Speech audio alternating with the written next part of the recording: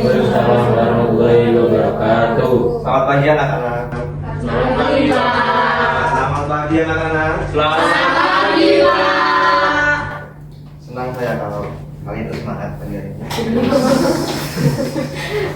Semangat ya. Sebelum mulai pembelajaran pagi hari ini, minta tolong ketua kelas Mas Husen memimpin doa. Sebelum memulai pembelajaran hari ini, alangkah baiknya kita berdoa menurut agama dan kepercayaan masing-masing. Berdoa mulai.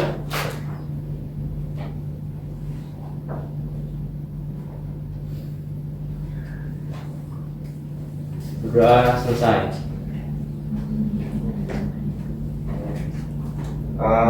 Sebelumnya coba absen dulu ya. Apakah ada yang absen atau tidak? Yang pertama ada Mbak Eva, Email sudah Marsha, Hadir, Pak. Vinanda Yuka, Hadir, Pak. Yakni Hesti, Ersa Sadira, Hadir. Heaven Vicky, Hadir.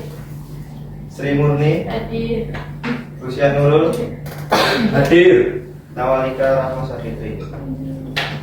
Baik semuanya masuk semua ya. Kembali lagi di matkul korespondensi bersama saya. Untuk pertemuan kali ini kita akan membahas tentang pengertian dan struktur surat dinas. Sebelumnya kalian sudah pernah membuat surat dinas atau belum? Belum.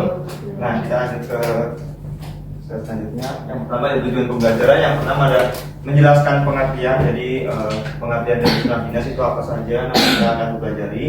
Yang kedua adalah mengidentifikasi struktur dan menganalisis contoh surat dinas. Nah, sebelumnya Bapak mau bertanya, apakah kalian pernah menerima atau melihat surat resmi dari sekolah atau instansi? Contohnya ada yang tahu nggak? Ya, surat undangan, surat liburan semester. Itu kan ada contoh di informasi PAP itu dari Bapak Rektor atau dari Bapak Kaprodi. Itu kan itu ada surat resmi dari PNS, itu adalah contoh dari surat dinas.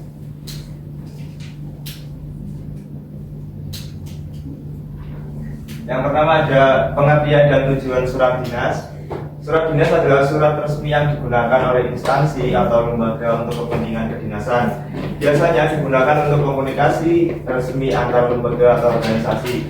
Jadi surat dinas itu diperlakukan untuk instansi dan instansi lain, tetapi tidak hanya untuk instansi ke instansi lain, tapi juga bisa diperuntukkan dari atasan untuk staf untuk memberikan komunikasi atau keperluan dari atasan tersebut.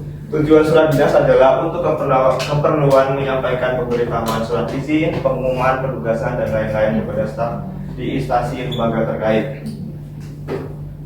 Selanjutnya kita akan membahas struktur surat dinas. Jadi yang pertama itu ada contoh yang dari atas, itu ada kepala surat. Dari kepala surat itu nanti ada kop surat, ada alamat, ada nama instansi, nama email dan nomor telepon dan lain-lainnya. Selanjutnya yang kedua ada tanggal surat. Tanggal surat ini mencakup kapan surat ini dibuat. Dan yang ketiga itu ada nomor surat. Nomor surat ini biasanya surat keberapa dari instansi tersebut, terus bulan keberapa, terus tanggal keberapa. Terus nomor 4 itu lampiran. Lampiran itu ada berapa, misalnya ada kayak katalog itu nanti bisa 2 lampiran atau 1 lampiran, nanti di bawahnya itu ada. Terus yang kelima itu perihal. Perihal ini tentang surat ini dibuat itu apa, halnya itu apa saja yang akan disampaikan. Terus yang keenam ada alamat tujuan. Alamat tujuan ini diperuntukkan untuk siapa? Untuk manajer atau direktur atau atasan. Nanti alamatnya juga tersedia di situ instansinya. Terus yang ketujuh ada salam membuka. Salam membuka biasanya contohnya dengan hormat. Biasanya ada kan yang di surat-surat itu dengan hormat. Terus yang ke-8 ini isi dari surat tersebut, sebagian besarnya nanti ditulis di sini. Terus yang ke-9 itu salam penutup. Salam penutup itu biasanya dengan contoh demikian. Demikian surat yang dibuat itu biasanya seperti itu. Terus yang ke-10 itu nama jabatan dan tanda tangan. Biasanya itu buat validasi kalau surat ini dibuat oleh siapa nanti Fondasinya tanda tangan. Terus yang ke-11 ini tembusan. Dari sini apakah ada yang ingin ditanyakan? Sudah jelas semua ya? Jelas. Baik, lanjut. Nah, sekarang ada contoh surat dinas ini analisis lah. Saya beri waktu 5 menit ya untuk menganalisis. Ini ada apa saja, stoknya mana, tanggalnya apa. 5 menit cukup nggak? Cukup. Sangat cukup ya.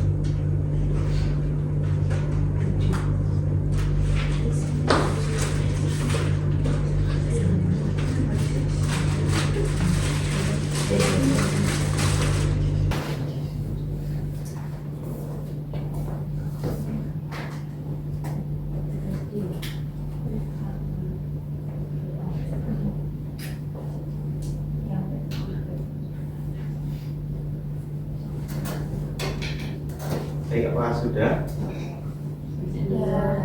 Belum? Sudah ya? Apakah ada yang ingin menjawab untuk mengisi dari bagian-bagian surat ini? Apa saja? Ditunjuk? Mbak Hesti. Nomor 1 kop surat, nomor 2 tanggal surat, nomor 3 nomor surat, nomor 4 lampiran, nomor 5 perihal surat, nomor 6 itu alamat tujuan, nomor 7 isi surat, nomor 8 salam penutup, nomor 9 tanda tangan dan juga nama terang pengirim. Ya, benar sekali, kita kasih tahu. Jadi kita langsung saja breakdown dari surat ini ya. Yang pertama ini ada kop. Kop ini berisikan tentang instansi seperti UNS, terus jalan itu alamat dari instansi tersebut. Terus ada FKIP UNS ACDID itu adalah alamat misal emailnya. Terus nomor 2 itu tanggal. Jadi tanggal surat ini tuh dibuat di tanggal 4 Maret 2026. Terus nomor 3 itu ada nomor surat. Jadi nomor ini surat tuh nomor keluar dari ke 4191. Terus UNS 2722 PK 00 tahun 2026. Jadi surat ini dibuat di tahun 2026. Terus lampirannya ini kosong. Perihal edaran aktivitas perkuliahan semester genap 2025-2026. Jadi surat ini berisikan tentang edaran aktivitas perkuliahan. Dan yang nomor 5 itu nomor 6 ada alamat tujuan. Jadi surat ini tuh diperuntukkan ketua program studi S1, S2 dan S3 pengadministrasian akademik prodi. Dan nomor 7 itu berisikan tentang isi dari surat tersebut, ada aktivitas periode. Jadi sebagian besar surat ini ada di nomor 7 ini. Terus nomor 8 itu ada demikian surat edaran ini adalah penutup. Dan yang terakhir ada nomor 9 itu tanda tangan dan jabatan nama. Di sini ada yang bertanda tangan adalah Dr. Faed Nurma sebagai wakil dekan bidang akademik. Ini adalah berupa tanda tangan digital. Baik, benar ya? Lanjutnya. Ya. Jadi kesimpulan dari materi hari ini adalah kita membahas surat dinas. Surat dinas itu adalah surat yang dibuat untuk berkomunikasi antara instansi ini dan instansi lainnya. Dan surat dinas ini tidak hanya diperuntukkan untuk pemerintah atau instansi, tetapi bisa juga diperuntukkan untuk pihak internal seperti atasan untuk ke bawahan atau bawahan untuk ke atasan, seperti pengajuan surat cuti dan pemberitahuan masa kuliah tersebut. Dari sekian materi, apakah ada yang ditanyakan? Ya. Sudah jelas ya? Alhamdulillah. Baik, kalau tidak ada yang ditanyakan, Bapak tutup untuk hari ini. Kita bertemu lagi di minggu depan ya. Baik, Pak. Jadi kurang lebihnya saya mohon maaf, ambil baiknya buang buruknya. Assalamualaikum warahmatullahi wabarakatuh. Waalaikumsalam warahmatullahi wabarakatuh.